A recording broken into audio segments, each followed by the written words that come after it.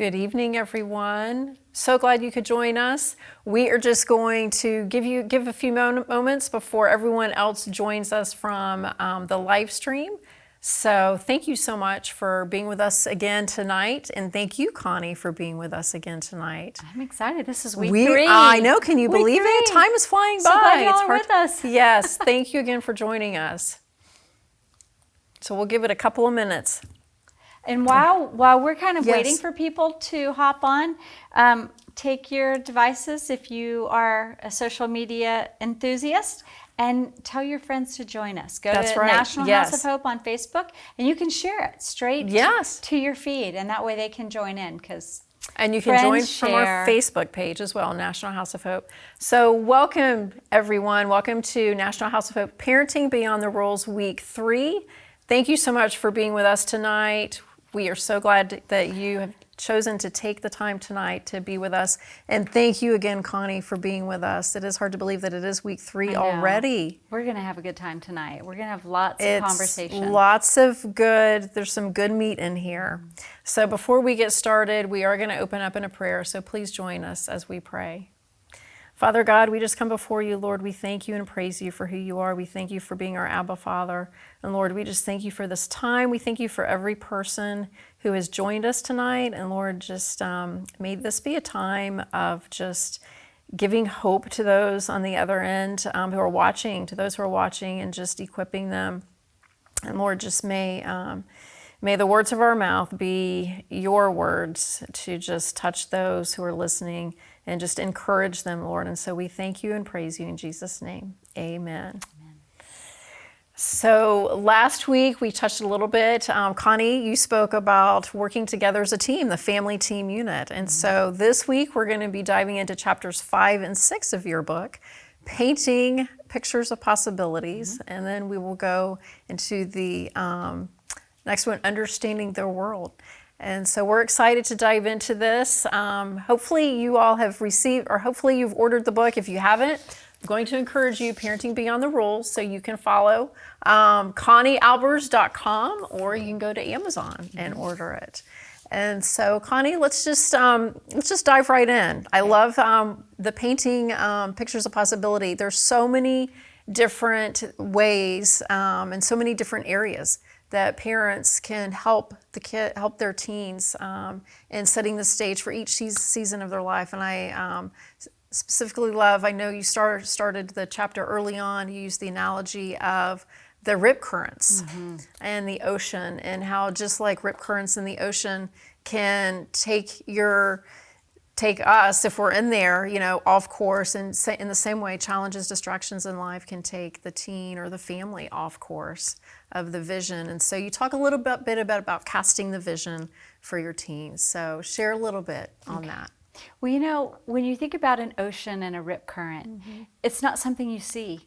Yeah. It's subtle. It's an undercurrent within your family. Yeah. And when your children are little, you have your eyes on them. You're aware, because you know how they can get hurt, they can get into trouble easily when they're younger. Then they start moving into those middle school years. They're not as likely, as we talked about the styles of parenting. They're not wanting us to be around and watch their every move. We don't sit in the front yard and watch them play a game in the front yard. Maybe we're not doing, sometimes you do sidewalk chalk, or you're doing it in the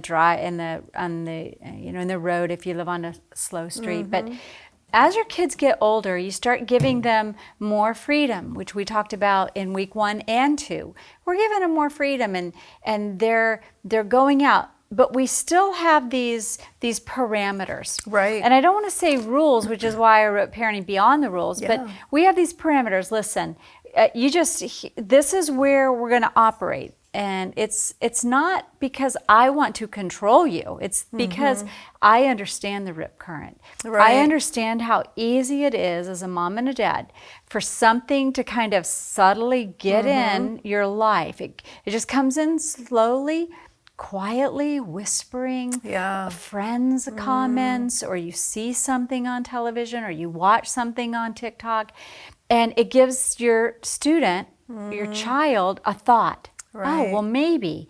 And they kind of go out a little further and a little further, thinking they're fine, because teens, middle schoolers, they're oblivious. I mean, Yeah. they're oblivious to the danger, but they're also invincible. I mean, Right. think about when we Yes. were younger, nothing's going to Nothing's hurt gonna- me. right. But what happens is that slow rip current starts pulling your child further and further away from the center Yeah. of the relationship that they have with their parent. Right. And before you know it, they have drifted way off course. And you're now chasing after them to try to either save them from, the grip of the Right. current, or just trying to keep your eye on them so you know where they are until they can come out of that season. So when we think about painting pictures of possibilities, we always want the conversation to be about why, what's good, why is this in your best interest to keep your eyes on us, to listen to us, to stay within the parameters that we've set. Why is that good for your future? And that's why I called it painting pictures of possibilities in all manner of life. We tend to think painting pictures of possibilities only for your career, but you mentioned, and we'll talk about this, it's more than just what their future Right. career or vocation is going to be, or what Yes. school they're going to attend. Right. Yes, you mentioned that, and going right into that, because you mentioned painting pictures of possibility for friendships, Yeah. for your spouse, that sort of thing.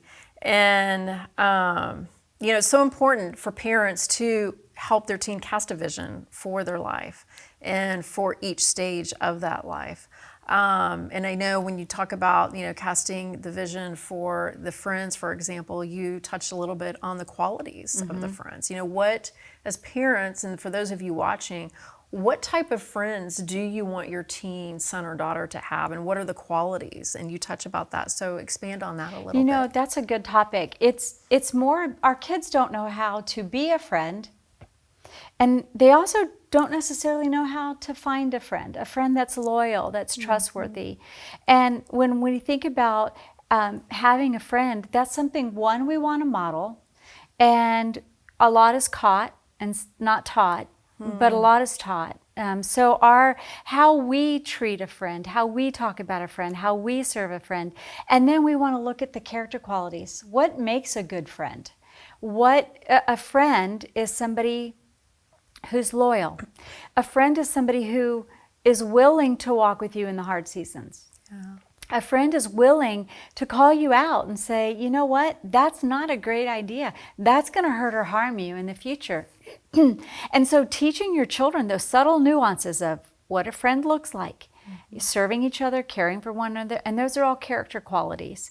But when we speak to it, we're planting ideas in our children's mind. We're also helping them to realize what isn't a good friend, because there are friends that can take our kids like a rip current does. It can be subtle. They can be undermining you, the parent, and making the child doubt your motives.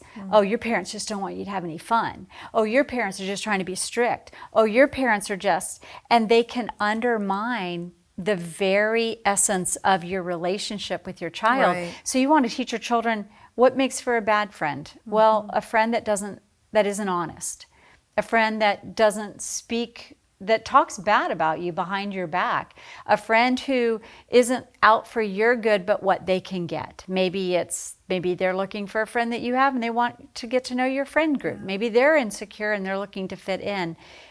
But those friends, teaching your children how to be a good friend and teaching your children how to discern, have that level of discernment of what So is important. good and needed and right, those are valuable. And it all starts with just giving them subtle ideas.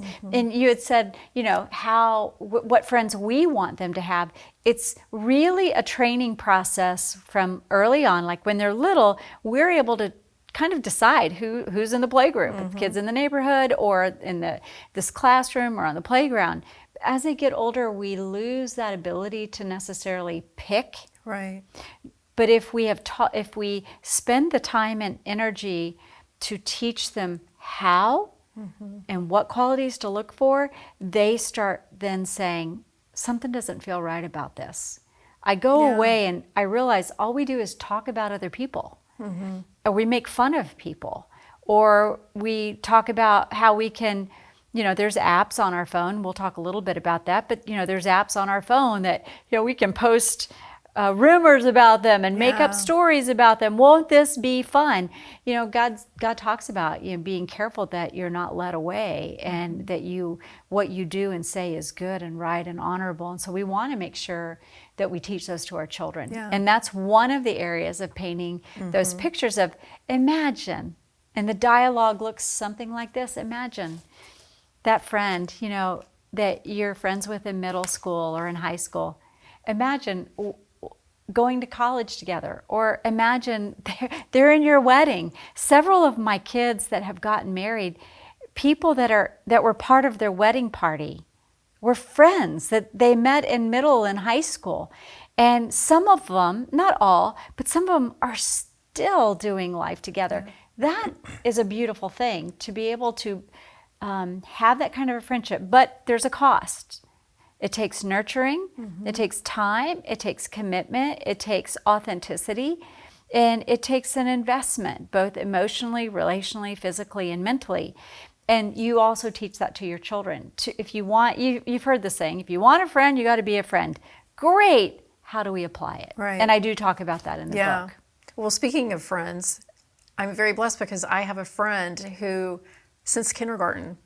Really? And we went to high school together, we went to college together, we were roommates in college, and I was in her wedding, and to this day, I mean, she's family. Her family is, part of our family, and vice versa. So it is, it's not often, I think, that a lot of people have, friends for that long. No, but it's we very do much a have to blessing, realize when we're painting a picture for our kids, Carla, we also need to remind them there are some friends that are God only designed for them to come alongside your child for maybe a semester in class because they're in science class or something, or they're on the same sports team. They'll always remember the fun times they had or the camaraderie, but they may not journey a lifetime. Right. And that's a beautiful thing too, to have a season of, oh, I remember these friends that I had in middle school, or I remember these friends that I had and when we were playing sports or when we were in choir, or whatever it was.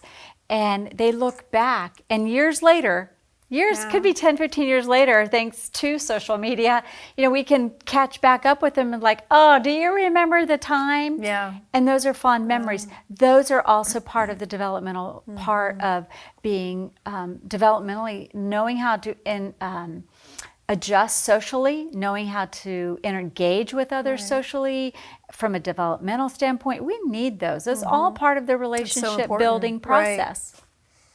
And friends influence your children. They have such a Absolutely. huge influence on your children. Yeah, just so like it that is rip so current. important, right? Yeah, a friend can draw you in, or they can pull you away. Right. And you think about the fire, think about a bonfire. We often have bonfires, and you think of all the sticks that are piled in there. There's good, it's strong, it's warm. It can give energy, it can give warmth when it's cold out. But you take the stick out, and the stick that was once burning strong, that was once part of something so strong, now becomes weak. And that's a friend can be a catalyst to pulling a child away from the very source, which is the Lord, their family, and it can cause them to not be connected to the source that's really going to guide them. Yeah, that's so important. You talk a little bit about painting the possibilities for the future. Yeah. And I love the example that you use with the fly fishing, and just how with the teenagers, it's so important to let them see what their strengths and see what their weaknesses are as they are in that stage of life, trying to determine who they are and that sort of thing. So expand on that a little bit, if you Well, would. you're a nature lover, and so we talked a little bit about the fly fishing. And I was when I was younger, I used to fish all the time. And the analogy of just when you're raising children, you've got to give them an opportunity, just like fly fishing. You're kind of like throwing out an idea, sometimes you can think of if you garden, you're scattering some seed, and some of the seed goes down, and you never really know exactly. But when you're fly fishing, you're just kind of throwing it in and throwing it, and it's just such an art to it. You throw it out, you may get a bite, you may not. And when you paint pictures of possibilities for your children, it's based on years, or it definitely is years, of watching your child. What do you see them interested in? And you kind of say, what about trying this? What about trying that? What about it's a sport, or it's a creative endeavor, or it's an adventure, or it's an innovation? And you just kind of throw the ideas. Sometimes the ideas take root. Yeah. And they'll go with them for several years. And then sometimes they'll go the gamut and they'll be like, yep, I've learned all I want to learn about that. Next. Right. And they'll go out and they'll try more things. There's something so rich about giving your kids the freedom to try and fail. Because every time you throw out something doesn't mean that's the thing. Right. It doesn't mean that's, they're going to bite at it. That it's gonna Sometimes stick. mom and dad, they'll be like, no, why would I do that? And we have to realize that that's okay. Yeah. And when they know that it's okay for them to try and not be good at it, and realize I tried that, and either developmentally I wasn't ready, or I wasn't maturity-wise or athletic-wise. Like, I tried to play sports. I've shared this before. I love sports. I just wasn't one of those people that was good at it, but I still kept trying. So parents need to tell their kids to try. Right. And the safety of your home provides that haven of safety and security, where they realize, if I don't succeed, it doesn't mean I'm a failure. Right. And That's I will so just important. say, kids need that. Yes, they do. need that from you. Yes, it's so important. And without that, they lose that adventurous spirit that they were born with. I often think about, we talked about this, I think it was in week 1, where we are designed for and defined by our relationships. We're designed by, that's the unique design within us, first for a relationship with the Lord, and then with a relationship with each other. But what is so interesting about painting a picture of possibilities for their future and for their friends and for their life in general is that they realize that they are adventurers. They are born creative. They are born to be innovators, to be explorers. And I guess I would ask mom and dad and grandma and grandpa, who's listening, when was the last time when you saw that brown box at your front door, you saw it as anything more than a brown box with something that you ordered online and it was delivered to your door? It was just a means to an end. It was just a brown box. But your children, they see it as a house. They see it as a cardboard sword. They see it as a construction figure where they see the endless possibilities. And I love to use that example because we all get lots of brown boxes at our doors these days. Yes. Maybe you can look at that box and remind yourself of the possibilities that box can become. The creativeness, what happens is our kids are born with this, the world is amazing, everything's possible. Right. And then as they get filtered through the system of, you can't, you're not good at, oh, that's silly, bad idea, that expansiveness of, wonder gets narrowed down to, well, I can't do that. I'm not good enough for that. Instead of seeing, and my encouragement is mom and dad, youth worker, ministry leader, help them to see that creative person that God made them to be, that adventurer that's still there. Help kindle that. Right. Don't squelch it. Yeah, because there are endless possibilities. And God has designed your teen for a purpose. On purpose, with a purpose. Yes. Absolutely. And it's His purpose. Yeah. Yes. I love that. Talk a little bit. Okay, so the painting the picture of possibilities for school. I know you divide that into two separate categories: the social, and then the academic part. And you talk a little bit about the expectations. As far as especially the academics. And I think this particular principle can be applied to even what you were just talking about, whether it's the possibilities for for their future career, that sort of thing. Just not letting them know it's okay if you fail, not so much in school so much, but you give it your best shot. And it's not so much about performance. You give it your best, and that's all we expect of you. As long as they are trying, instead of, no, you must have, straight A's, that sort of thing. Sometimes I know a lot of parents, they want their children, to excel. Who doesn't? We want our child to be the best in the class. But sometimes that particular topic may not be their strength. Right. Maybe it's another topic. And so if they're giving it their best, that's okay. Let's talk about they're enough. Yeah. They're enough. That if we want to have that standard, we talked about this in week 1 and 2, we want our children to strive for excellence, which is, excellence is defined by, are you working at a level that is commensurate with your ability? To underperform because you're afraid, to underperform because you're not quite sure, and you tend to be a bit cautious if you can't know you're going to be successful.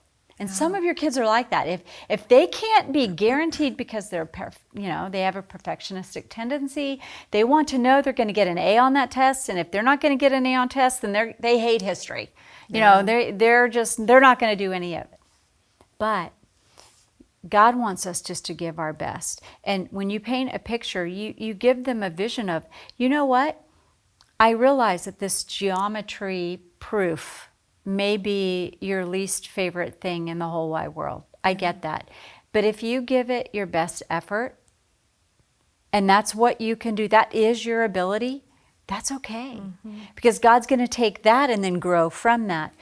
But if your children don't know what they're aiming for, they can wander, and then whatever their friends are doing can be good enough. We settle for that common denominator of, well, what is everybody else doing? We want to encourage and inspire our kids to a level of excellence, the way God said He created all that there is, and He rested and He said, it was good. Yeah. It was good.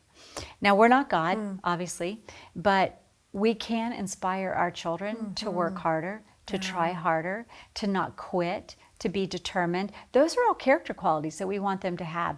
To understand, if they already knew it, Carla, guess what? They wouldn't need it. That's right. They already know it. So learning is Yeah. hard. So tell your children, I get it. Learning is hard. This essay is hard to write, or this science experiment is really hard. I understand that. But gaining knowledge gives you insight into what God created and who God created you to be.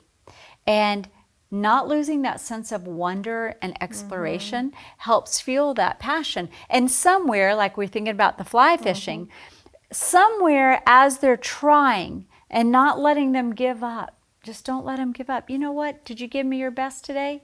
I did, and I'm just not good at it. You know what? We're going to lay this down for right now. We'll come back at it another day. Yeah. And remind them that their performance, we talked about this last week, your love isn't based on their performance. How many times have kids come home, they have 4 A's and a B, or 5 C's and a D, and all we talk about is, why aren't there all A's? Why did you get a D? Why did you fail PE? Whatever they didn't focus on, whatever they didn't excel in.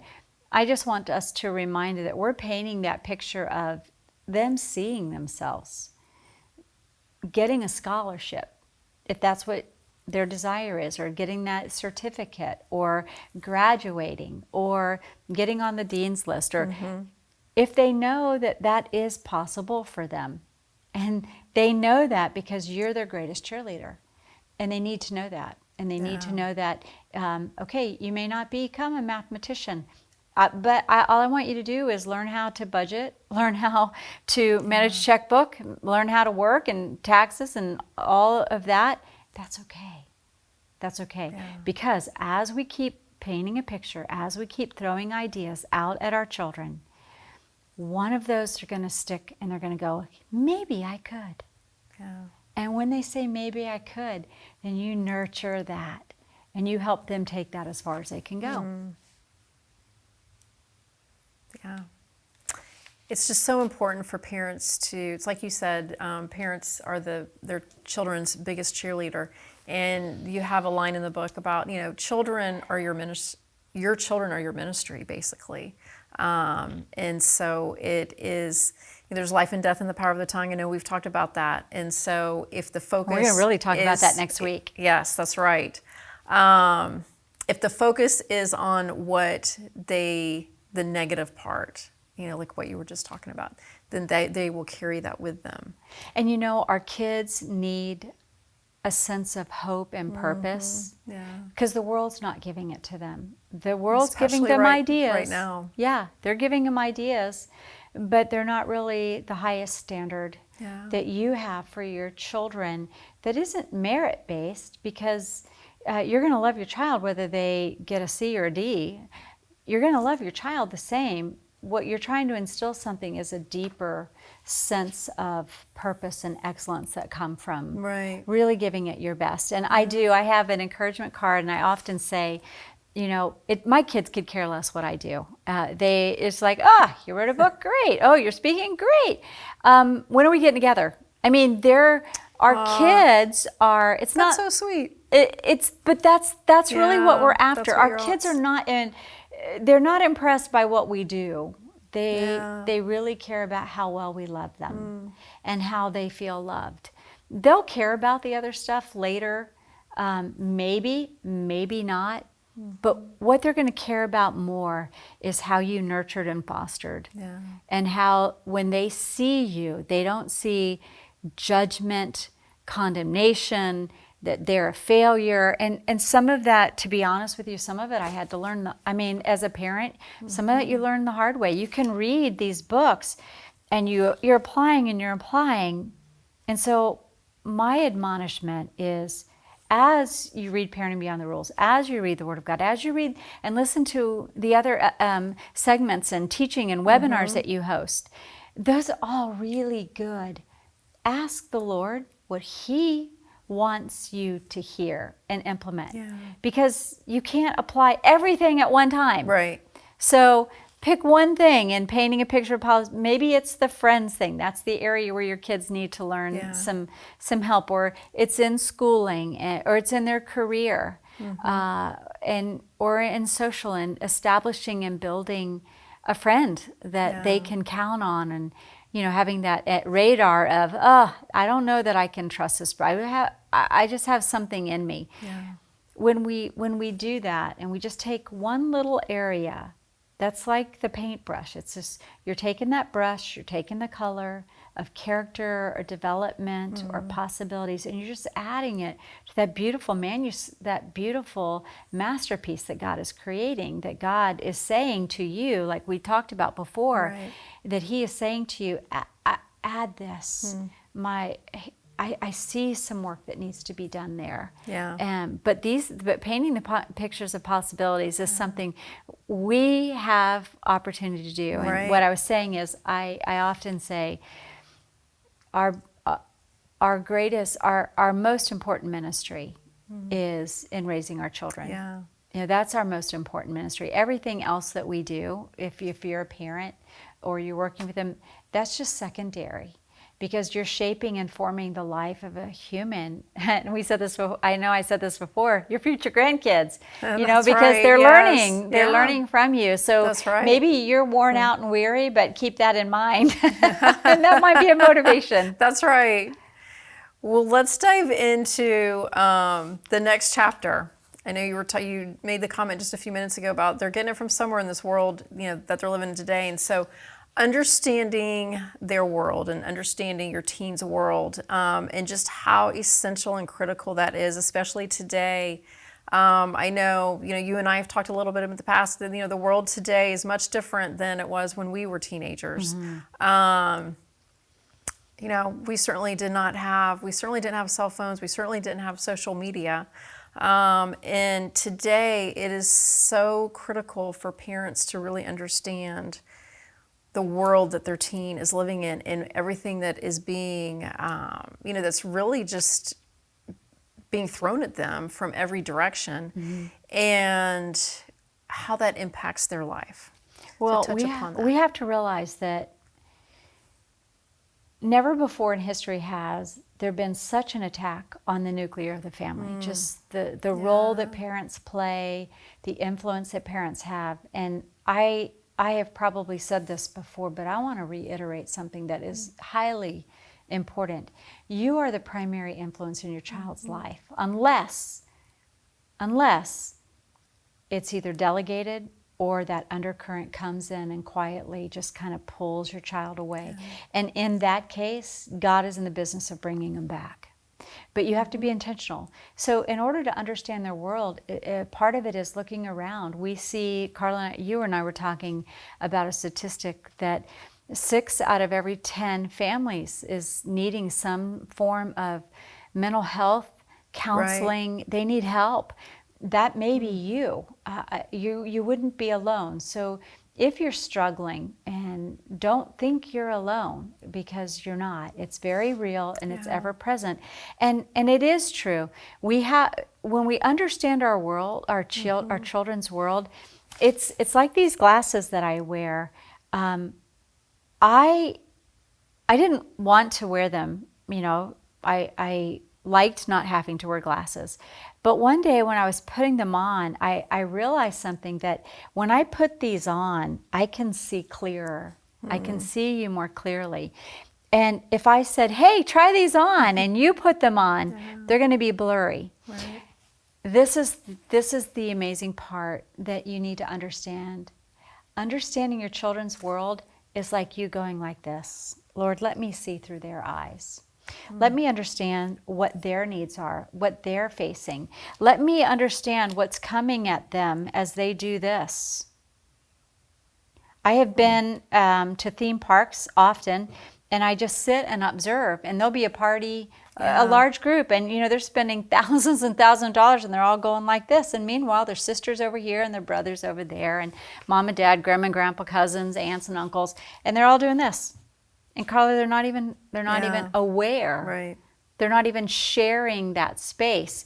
And when we understand that this is the world that you're competing with, whether it's social media, and we'll dive into that a little bit, but we have to understand some core needs that your children have, and that is that they want to know they belong. They want to know that they are loved unconditionally. They want to know that their identity is found within the family first. There will be other things. They'll feel like they're part of the whatever sports team or a chess club or whatever it is. I want to know they're accepted. Those are core needs that they have. And as parents, it's our responsibility to enter into that place and let them know we don't understand the pressures. And that's different than what most people say. Let them know, oh, I understand what you're going through. You don't. Most of the time, you don't. It's hard for you to understand the pressure that they get from their peers, from their social construct. It's hard for you as a parent to understand the whispers, the rumors, the confusing mixed messages that they're getting, because their brains aren't fully developed where yours is. And you're having a hard time processing everything that's going on. So, Carla, we have to understand, it starts with observation. If you notice your children are dressing differently, they're more withdrawn, they're not eating the same, or they slip away to the bathroom after they've eaten, or they're more moody than normal, or they've got Band-Aids maybe on their arms or their legs. If you notice social behaviors that aren't normal, that aren't like who know them to be, those are warning signs. Those are signs. Yeah, and we want to Something's amiss. something is amiss. Something's And you is see amiss. this. Oh, yes. And so we want to keep that, we want to, in as much as possible, keep that from escalating. So it takes you time, it takes intentionality, it takes an investment, and it takes knowing that when you watch and observe, just by definition to observe, is to suspend your judgment. We have to suspend judgment. We have to make note. I'm noticing this about this child. What's the underlying? What's that Yeah, rip what's the- current? What's going on inside their heart? What maybe has somebody text them? You're ugly. You're stupid. You're not good at anything. Why are you even here? You're fat. You're this. And they're hearing those messages. And so as someone who works in education, if you're an educator or a youth worker, mom and dad, grandma, grandpa, if you start noticing changes, press pause to what you're doing in your family and take some outdoor time, like we were talking with nature. Start asking some questions. Hey, how's it going? Fine. You're going to get a lot of one-word answers Right. because they're not going to know if they can feel safe. Yeah. They have to know that whatever they say, if they really get vulnerable, you're not going to overreact. You're going to make, oh. Is that coming through text messages? Is that coming through social media feeds? Is that happening in the class? Is that, we'll talk about bullying. Where is that coming from? And you have to initiate the dialogue. Now, I can already hear the comments coming in, Carla. But I'm can doing too. that, and it's not working. They're not talking to me. Okay, fear plays a big part in your children's lives. They're trying to figure it all out, and unfortunately, their hormones are in the process of developing, and they're not fully formed, and you get confused, and they don't know. They don't want to be pulled away from the construct of their friend group, because that is where they identify. Those friends make them feel loved, make them feel accepted, and sometimes they're accepted by doing things that are not legal, or they do things that are not appropriate, or that are not kind or Right. lovely. Yeah. And so we want to gently enter that world. A lot of times that happens, Carla, when we have car rides, we're driving them somewhere, and our eyes are forward, and they're over there, or they're driving, and they can't see our reaction. And you can just ask them a question about, hey, how's your friend doing? Don't look at them. Just keep your eyes forward. Just, how's it going? How's school going? What happened to that friend that did such and such? Are they okay? Did so-and-so break up with such and such? Whatever that question is, get them feeling like they can be safe to open up and say, how is that impacting you? But it starts with, it just starts with them knowing you're there for the long haul, and that you are paying attention and you do notice. You probably won't get anywhere if you say, you're not eating, you're getting too skinny, you're doing all, you pointing at all that. Right. They're just going to get defensive. Yeah. And so let me ask you, Carla, what are some of the approaches you take when you're working with parents or your students, or you're working with the team with National House of Hope that are working with students and trying to get to the core issues? What are some of the practices you have found that works? That's a great question, Connie. Going back to what you're saying, we do see that this type of stuff, every day at all of our affiliates here in Orlando, as well as in the other locations. And oftentimes, it's a slow process. It goes back to what you talked about earlier. I think it was 2 weeks ago, in the first week, establishing that trust. They come in, they have been bullied, or perhaps they've been abused, by someone that they should have been able to have trusted, whatever the case may be. By the time they arrive at a House of Hope, they're kind of in shutdown mode for the most part, most of the time. Not all the time, but they're very cautious because we're strangers to them. And so it's that matter of establishing that trust, that no matter what they say, that this is a safe place. It's House of Hope, we're a safe haven. And so we are here to be that temporary safe haven to get them back to the family. But it's usually a slow process, and it's, just simple little things. What do you like to do? How do you like to spend your time? What kind of hobbies, do you? So it's getting to know them first. And then once that trust is established, then it's, going a little bit deeper about, well, tell me about, what happened? Why are you here? Tell me, why did your parents, how did you feel when you came? And that sort of thing. And eventually they will open up. And sometimes some are sooner than others. But, same way with the parents. Usually the parents, they will, go ahead and share. And what we find a lot of times is we will hear the teens say, well, my parents just don't understand. My parents just don't understand.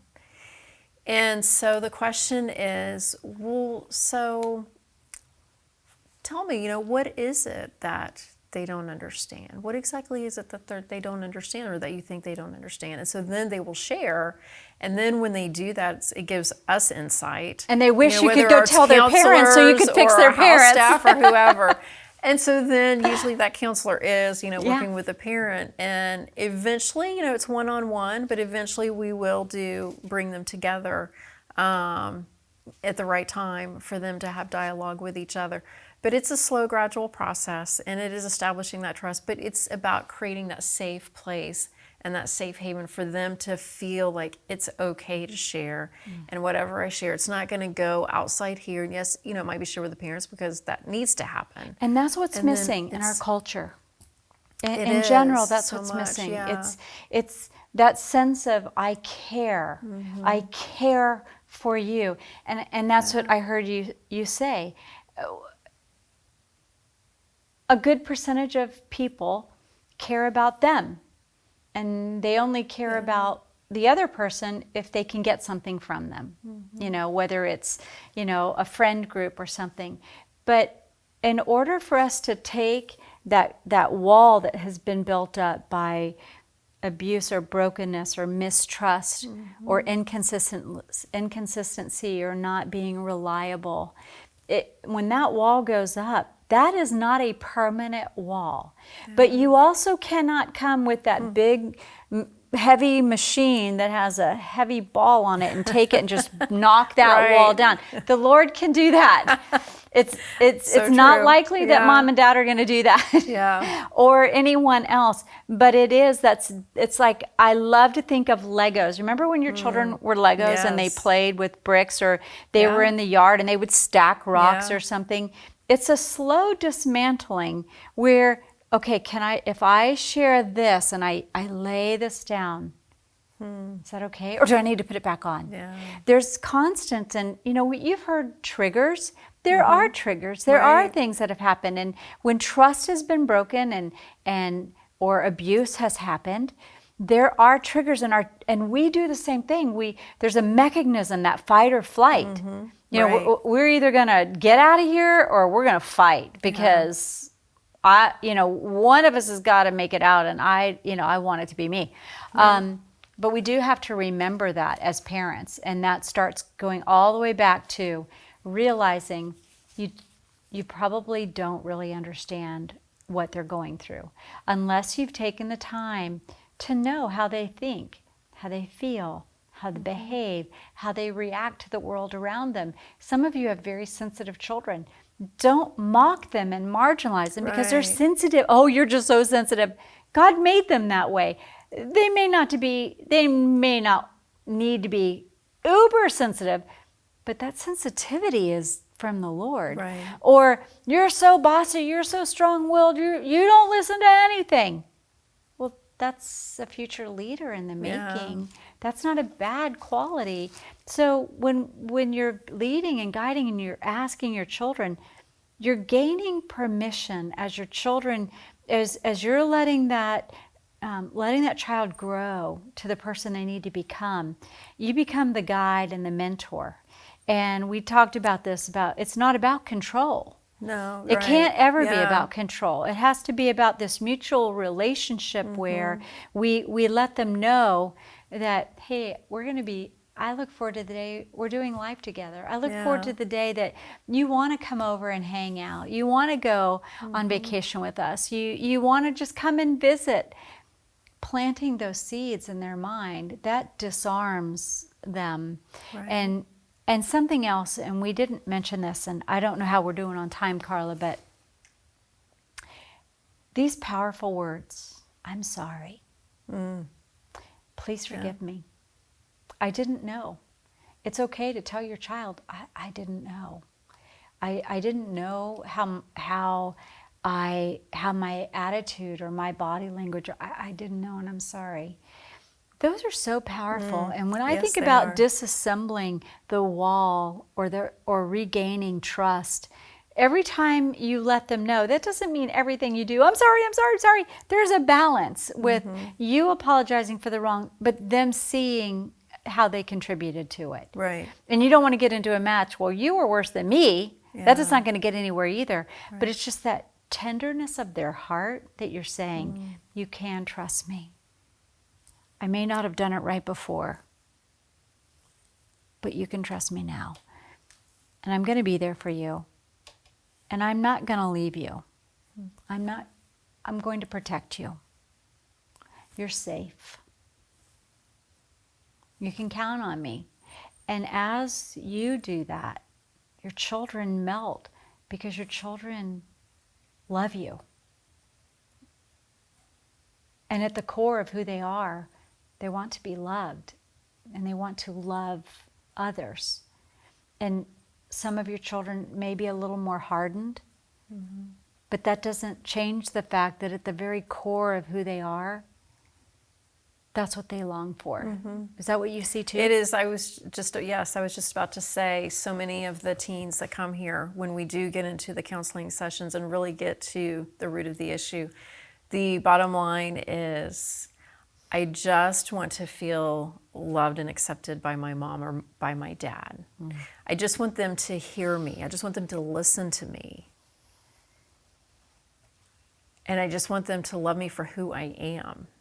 And mom and it's dad are really- thinking, but I did. I have. You can talk to me about anything, until they talk to them about anything, and then they, Yeah. what are you saying? Yeah.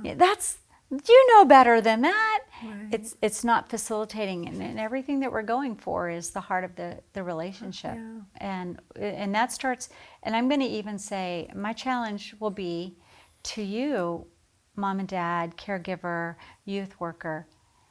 I want to encourage you to be that person that they can say the hard things to, that they can be vulnerable with, that they can say, I just feel terrible about myself. I just don't know what I'm good at. I'm good at nothing. Everybody hates me, without you placating them, but truly understanding. I understand. I'm asking the Lord for a heart of understanding. I'm asking for you to know in the heart of who you are that I am for you. That I want you to succeed, not because you're going to take care of me when I'm older, but I want you to succeed because God has a plan and a purpose. Going back to that, which, I don't, again, how are we doing on time, Carla? How are we doing on time, Tyler? Okay. Okay. I think we probably had to dive into a very important topic, because Yes. part of understanding their world is technology. technology. The beast that you can't tame, the beast that I was referring to, that we sit and we read. We do everything on our devices. And depending on you may not be glued to your device, but your child might be. The sheets may be illuminated under the bed after you've told them to go to bed, or you Right. told them to put the phones in the drawer, and all of a sudden there's one missing. I'm in the bathroom for 2 hours, Yeah. Technology. Let's just start with this premise that technology is neutral. It's not good or evil. Right. It's neutral. It's a useful tool. And some of our kids, I would say a lot of our children, have really become addicted to the approval, to the hearts, the likes, the following, the TikTok, the viral videos, the YouTubers. But our children are looking for affirmation. They're looking for where they belong, where they can resonate. And when we think about technology, I always try to share. I do a lot of talks on how to help your kids create a positive social footprint. It surprised people when I wasn't anti social media. I'm, some people say, oh, it's just you're an extrovert. No, it's a resource. It's a tool. It's a tool used for good. It's a tool used for evil. It's a tool that can be a place of expression. It can be a place of bullying. But we have to remember a couple of things, that when technology comes into our home, whether they're 13, 14, I really don't advise younger. I mean, I know they watch a lot of videos and there's a lot of games, but there's a lot of brain development. And what happens is there's some really positive things that happen when we're not on our devices. We solve problems, and I don't just mean gaming. Right. I mean real problems that are addressing our communities. We become creative. And we give opportunity for that box that I was talking about that shows up at your door, and you open it and you take the gift out. You know, how many of you remember when your kids were little and you open the box and the kid takes out the present and looks at it, oh, that's cool, thanks, Grandma, and then throws it off to the side, and they proceed to play with all the stuffing inside of the box. Yeah. We want to foster that in our kids. And we want them to see technology as just a world of possibilities to solve problems, to think creatively, to think outside of the box, to ignite a dream that maybe has faded, where it's just a box. No, it's not just a box. So we have to create and set some boundaries. Right. Because we can't expect our children to automatically say, okay, I've had enough, I'm going to put my phone away now.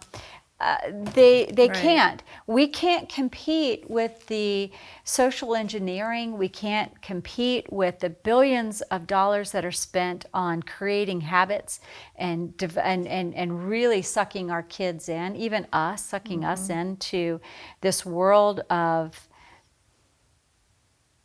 a world that is not right in front of them, maybe even a world to escape. And like I said, you ignore the person next to you, you have no idea what they just ate at the dinner table, but you were just watching these pictures of what somebody else ate at a restaurant in, right. another state or city. Yeah. So we want to create and define the boundaries, but we want to do it together, which talks why those family meetings are so important, why we want to work together as a team. We want to help them establish and understand that we are creating, and they have the opportunity to create a positive social footprint. Just like when you walk along the beach, and we were talking about the rip currents, they're walking along the beach, those footprints stay until the wave comes and washes them away. But God never. What we do in teaching our children, those footprints don't get washed away with the Lord. That He sees what we're doing, where we're going, where our feet are running to. We want to have consequences. Yeah. Hey, listen, the devices have to be off at the dinner table. This is a device-free zone, and if you don't, then you're going to have and experience a consequence, just like we do in real life. We want to stay one step ahead. I talk about staying one step ahead, and I'm not saying you're going to understand TikTok or all of those social platforms. It's impossible now because there's millions of apps. But staying ahead as in, what are they doing with it? How are they using it? Are they using it to shine a light for good? Are they using it to shine a light for a cause they really believe in? Maybe it's the Red Cross, the Humane Society. Maybe it's some organization, a cancer, because maybe someone in their family had cancer. But helping them see you can use this as a tool like you would a drill or a saw. It has a specific function. And that function is to create and be a voice and give awareness to. So when they know, hey, we're not saying no, we're just saying we have to have some boundaries around it, because as our family, we need to have family time. Right. We need to be able to talk. It's so important. Yeah. There was one time I thought I'd be funny. It was not funny. I thought, oh, we'll all text each other at the dinner table. I don't know what I was thinking. This was many years ago when my kids were younger, and I thought, oh, this is fun. We're texting each other. And I realized, what are you doing? You're sitting right across from them. Talk to them. So it can happen to us. And so I'm just telling you, if it's happened to you, it's happened to me. If it's happened to you, it's not that uncommon. Establish device-free times. That's going to be critical. Were your children straight up? No. After this time, you're either going to change the parental controls, you're going to shut the internet down, or you're going to no, we're not doing this. We're not going to watch a family movie, and then you're going to be on your device and you're going to be talking to this person. No, we're going to watch a family movie together, and you're going to plan activities together. So let's wrap up our time by kind of like going back to the whole fly fishing, being a part of nature, and realizing that we have to have this time of togetherness where other people can't interrupt our sentences, can't interrupt our bike ride, can't interrupt our board game, where we have a do not disturb. Yeah. And you're able to do that when you understand the pressures that they're facing by not answering a text and not responding quickly and promptly to all manner of responses, by monitoring their scrolls or whatever their social media. So as mom and dad, as the caregivers, as the primary influence in your child's life, when you give them a picture of something to aim for, you show them that, hey, we're going to create a positive social footprint. Maybe we're going to do it together. But as with all things, for something to grow and become beautiful, like this flower, it's got to be nurtured and loved. It's got to have sunlight. It's got to be put in the right environment. And so it has to be nurtured. It's got to be nurtured. And you see that all the time here. Yes, we do.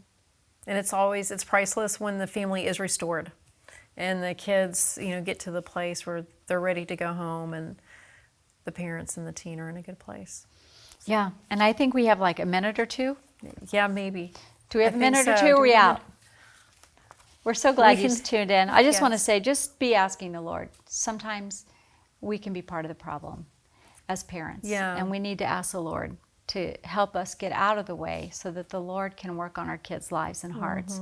And that is a real situation that is something we're going to cover next week when we talk about listening and monitoring your mouth. You do not want to miss next week. Yeah, those are two hot topics. Listen up and monitor your mouth.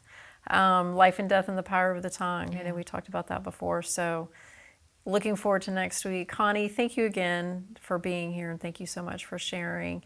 And we just want to encourage you, if you have any questions for Connie, if you have anything that you might be, any struggles that you might be dealing with, please just put that in the chat at the bottom and we will address it and we will get back with you. So thank you again, Connie, and thank you again so much for joining us tonight. We look forward to seeing you next week. God bless.